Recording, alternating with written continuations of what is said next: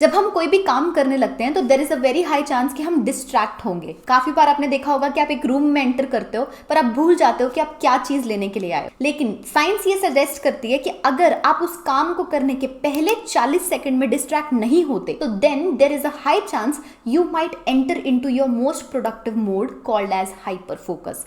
And अगर आप distract हो जाते हो उन 40 सेकंड में तो आपको वापस अपने फोकस को लाने के लिए 25 मिनट तक का टाइम लगेगा। This video is inspired by this book called Hyper Focus by Chris Bailey। ये इतनी अच्छी बुक है, if I have to give its review, I would say it's a must buy। Proper scientific research पे based है and practical way suggest करती है। So if someone wants to improve their productivity, definitely buy this book. Let me explain what hyper focus is and then I will divide this video into 4 parts summarising कि इस book में क्या कहा गया है। Hyper focus is that state जहां आप एक काम के ऊपर इतना फोकस करते हो कि देयर आर नो डिस्ट्रैक्शंस, और अगर आपका माइंड कहीं वॉन्डर करने भी लग जाता है तो you bring your focus back. To find out कि ये कैसे किया जाता है, you first need to understand a concept called attentional space. इस बुक के ऑथर का ये कहना है कि हर सेकंड आपके दिमाग में 11 million bits of information receive होती है। उसमें से सिर्फ 40 प्रोसेस होती है और उन 40 में से भी आप सिर्फ एट अ टाइम 4 को हैंडल कर पाते हो, that too for a maximum of 10 seconds. यानी कि वो 10 सेकेंड के बाद आपकी अटेंशन लूज होना शुरू हो जाती है। तो वो जो 4 चीजों को होल्ड कर पाना at a point of time, that's called your attentional space and the 10 seconds is the working capacity of your attentional space. अब ये जो 4 टास्क आपके दिमाग में रहते हैं at any particular point of time, इसमें से कुछ टास्क ऐसे हैं जिनको हम हैबिट्स बोलते हैं, जो हम ऑटो पायलट मोड पे करते हैं। जैसे कि आप ब्रश करते हो, आपको पता भी नहीं लगता कि आप ब्रश कर रहे हो, तो वो बहुत छोटी सी जगह ऑक्यूपाई करता है आपकी अटेंशनल स्पेस में। लेकिन वही अगर आप एक कॉम्प्लेक्स टास्क कर रहे हो तो बहुत ज्यादा स्पेस ऑक्यूपाई करता है और आपकी पूरी अटेंशन डिमांड करता है। आप किसी भी टास्क पे हाइपर फोकस तब कर पाओगे जब आपका वो एक टास्क आपकी पूरी अटेंशनल स्पेस को ऑक्यूपाई करेगा और बाकी की सारी distractions out of the attentional space चली जाएंगी, यानी कि कोई भी चीज आपको डिस्ट्रैक्ट नहीं करेगी। अब इस चीज को डिसाइड करने के लिए कि कौन सा टास्क आपकी उस अटेंशनल स्पेस को ऑक्यूपाई करे, हमें इंटेंशन की जरूरत होती है। सो the author uses a very good line in this book called intention precedes attention. यानी कि आप किसी भी काम को तभी फोकस में ला पाओगे अगर आपका intent of doing that work बहुत स्ट्रांग होगा। इंटेंशन बिल्ड करने के लिए 3 ऐसे आइडियाज गिवन है इस बुक में जो मुझे बहुत अच्छे लगे। उसमें से पहला आइडिया मैं on a daily basis use कर रही हूँ, जिसको कहते हैं the rule of 3। Rule of 3 कहता है कि हर दिन के आपके ऐसे 3 टास्क होने चाहिए जो कि नॉट कॉम्प्रोमाइजेबल हैं, यानी कि आप वो 3 टास्क तो डेफिनेटली करना चाहोगे। तो मैं सुबह सुबह उठ के अपने व्हाइट बोर्ड के ऊपर एक लिस्ट बनाती हूँ of all the things I would like to do, and उसमें से मैं 3 टास्क को रेक्टेंगल में डाल देती हूँ जो मुझे जरूर करने हैं। उससे मुझे फोकस रहता है कि मुझे कौन से 3 काम आज करने जरूरी हैं और मेरा इंटेंट बढ़ता है। Second is how much time will it take. अगर आप किसी भी काम को करने से पहले ये सोच लो कि इस काम को करने के लिए कितना टाइम अप्रोक्सीमेटली लगना चाहिए, तो आपका दिमाग ऑटोमेटिकली वायर हो जाता है उतने टाइम में वो काम को कंप्लीट करने के लिए और आपकी इंटेंट स्ट्रॉन्गर हो जाती है to focus on it. Third is the types of task. So the author says कि कोई भी टास्क जो आप करने जा रहे हो ना, वो 4 ही कैटेगरीज में फॉलो करेगा। तो उन्होंने एक क्वाड्रेंट बना रखा है जिसमें लेफ्ट साइड पे प्रोडक्टिव अनप्रोडक्टिव लिखा है और टॉप पे अट्रैक्टिव और अनअट्रैक्टिव लिखा है। देन ही सेज कि कुछ काम ऐसे होते हैं जो प्रोडक्टिव होते हैं लेकिन अनअट्रैक्टिव होते हैं, उन्हें हम नेसेसरी वर्क बोलते हैं। जैसे आप किसी एग्जाम की तैयारी कर रहे हो सकता है आपको उसकी प्रिपरेशन अच्छी ना लगती हो, तो वो इस कैटेगरी में फॉलो करेगा। अब कुछ काम ऐसे होते हैं जो प्रोडक्टिव भी हैं और अट्रैक्टिव भी हैं, जिन्हें हम पर्पसफुल टास्क बोलते हैं। जैसे मान लो अगर आप हेल्थ फ्रीक हो तो आपके लिए वो अट्रैक्टिव भी है और प्रोडक्टिव भी है। कुछ काम ऐसे होते हैं जो अनप्रोडक्टिव भी होते हैं और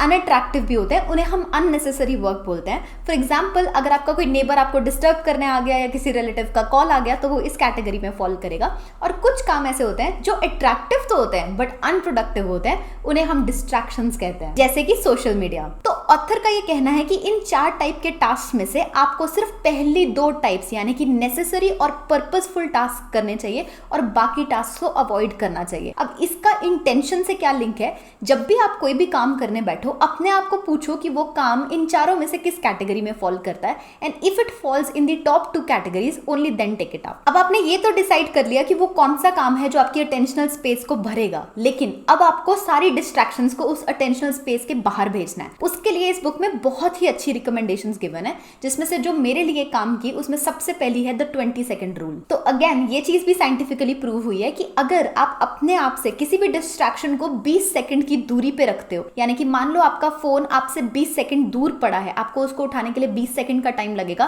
तो चांसेस हैं कि आप वो काम नहीं करोगे। दैट 20 सेकंड्स का gap will create that resistance that you won't take it up. तो इसको कैरी आउट करने के लिए मैंने सबसे पहला स्टेप ये उठाया कि मैंने अपने फोन को अपने हाथ में रखना बंद किया, मैंने उसको अपनी पॉकेट में रखना स्टार्ट किया, और साथ ही साथ मैं एक बैग भी कैरी करती हूँ। काफी बार जब मैं काम कर रही होती हूँ तो मैं कोशिश करती हूँ कि अपने फोन को अपने बैग के अंदर रखूं। इसके अलावा एक काम जो मैंने पहले से कर रखा था, which is also mentioned in this book, is कि आप अपनी नोटिफिकेशंस को डिसेबल कर दो। कोई भी एप्लीकेशन जो आप यूज करते हो, unless it's very important for you to receive those messages, आप उसकी नोटिफिकेशन को बंद कर दो and you only open them when you need them. Another helpful strategy to avoid distractions is to do list. काफी बार आपने नोटिस किया होगा कि आप कोई काम करने बैठते हो ना, तो आपके दिमाग में थॉट्स आने लग जाएंगे कि यार मुझे ये काम भी करना है, मम्मी ने ये लाने के लिए कहा था। Even though that may not be important at that moment, वो आपके दिमाग में आता रहेगा। उसको अवॉइड करने के लिए आप एट ऑल टाइम्स अपने पास एक नोट पैड रख सकते हो, और जब भी कोई ऐसा काम आपके दिमाग में आए उसको जस्ट वहां लिख लो। उसको लिख लेना भर ही आपके दिमाग में वो थॉट आने से रोक देगा। You have noted it down, your brain has taken care of it. जब टाइम आएगा वो उसको कर लेगा। इस बुक को पढ़ने से पहले मैं जो टू डू लिस्ट है वो पेपर पे बनाने की बजाय व्हाट्सएप पे बनाया करती थी। तो आप में से भी बहुत सारे लोगों ने ऐसा किया होगा ना कि एक व्हाट्सएप ग्रुप में किसी और को ऐड करके, रिमूव करके उसको पिन कर लेते हो एंड देन वहां पे अपने सारे रिमाइंडर्स लिखते रहते हो। बट इस बुक में ये बात गिवन थी कि हम अपने फोन को ना अक्सर ऐसे पॉइंट्स के लिए यूज करते हैं जिसके लिए हमें यूज करना नहीं चाहिए। तो दैट इज व्हाई मैं उसको नोटपैड पे लिखना स्टार्ट हो गई हूँ। The next strategy to avoid distractions is something that I just mentioned, which is the use of devices. हम काफी बार ये नहीं समझ पाते कि हम किसी भी डिवाइस को किस चीज के लिए बाय किए थे। फॉर एग्जाम्पल, जब मैंने अपना फोन बाय किया था तो इस इंटेंट के साथ बाय किया था कि मैं इससे कॉल्स करूंगी या व्हाट्सएप पे बात करूंगी। इस इंटेंट के साथ बाय नहीं किया था कि मैं उस पर नेटफ्लिक्स चलाऊंगी। इस बुक के ऑथर ने ये जो बात कही है, आई इंप्लीमेंटेड दिस, कि you don't need all the devices to play all the roles for you. हर डिवाइस का एक काम है, उसको आप उस चीज के लिए प्राइमरीली यूज करोगे तो you will not fall into this trap. इसका एक एग्जांपल देती हूँ। मैंने अपने फोन से नेटफ्लिक्स की ऐप उड़ा दी। अब कुछ दिन पहले जब I was about to sleep, I realised कि मेरा हैंड ऑटोमेटिकली उस पॉइंट पे गया जहां पे नेटफ्लिक्स की ऐप हुआ करती थी। So unconsciously I was binge watching, not even realizing कि I am doing it. The fourth and the final strategy is to have a distraction-free environment. The author claims कि एक साफ सुथरा environment काफी हद तक रोल प्ले करता है in building your focus. And in fact, the ideal temperature of your room should be 21 to 22 degrees Celsius to maintain highest level of focus. And अगर आप म्यूजिक प्ले करते हो which you have heard multiple times, यानी कि familiar music जो है वो आपका फोकस इंप्रूव कर देता है. Another good point is to declutter yourself digitally, which means कि आपके फोन पे, आपके डेस्कटॉप की होम स्क्रीन पे जितना कम क्लटर होगा उतने आपके डिस्ट्रैक्ट होने के चांसेस कम होंगे। तो अब हमने अपनी अटेंशनल स्पेस को भर भी दिया और डिस्ट्रैक्शंस को बाहर भी निकाल दिया। नाउ कम्स द पॉइंट कि काफी बार हम जब काम करने बैठते हैं स्टिल हमारा दिमाग कहीं ना कहीं घूम रहा होता है। So how do we bring back that focus? उसके लिए क्या कर सकते हैं? इस बुक में एक रिसर्च कोट की गई है जहां बताया है कि ऑन एन एवरेज एक पर्सन की थॉट्स कितने परसेंट पास्ट को डील करती हैं, कितने परसेंट वो फ्यूचर के बारे में सोचते हैं, कितने परसेंट प्रेजेंट के बारे में सोचते हैं। अब ये सब जानने से आपका फोकस कैसे वापस आएगा? तो जब भी आपका माइंड वॉन्डर करने लगे, जस्ट अपने आप को ये चीज पूछ के देखो कि वो इनमें से कौन सी ब्रांचेस में लाई करता है। जस्ट ये सोचो कि अच्छा, अब मुझे जो थॉट आ रहा है ना वो फ्यूचर का है और वो भी डिस्टेंट फ्यूचर का है। Just by thinking about this आपकी अवेयरनेस बढ़ जाती है about the present moment and आप वापस फोकस कर पाते हो। The final strategy and which is actually the only practical method of ensuring कि आपका फोकस बरकरार रहे over a long period of time is meditation. एक और स्टडी में यूएस में 2 ग्रुप ऑफ स्टूडेंट्स को सेम क्लिनिकल कंडीशंस के अंडर रख के स्टडी किया गया for an exam called GRE. उस एग्जाम में 16% बेटर स्कोर किया उन स्टूडेंट्स ने जो मेडिटेशन करते थे। So it is proven that meditation helps bring your focus back. So if you really want to improve it in the long run, I can recommend you an app that I use which is Medito. I highly recommend it. मैं खुद भी उसको use करती हूँ। It's absolutely free, तो you can use it. काफी basic level से वो आपको सिखा देगी कि मेडिटेट कैसे किया जाता है। So I hope you like the insights from this book. In case you loved this video, I am pretty sure you love reading this book as well. In fact, इसके second part में the author says कि हमारा mind जब wander करता है ना, that's when it activates its scatter focus mode, which means जब वो सबसे ज़्यादा creative होता है. So do give it a shot. I hope it helps you. Thank you for watching this.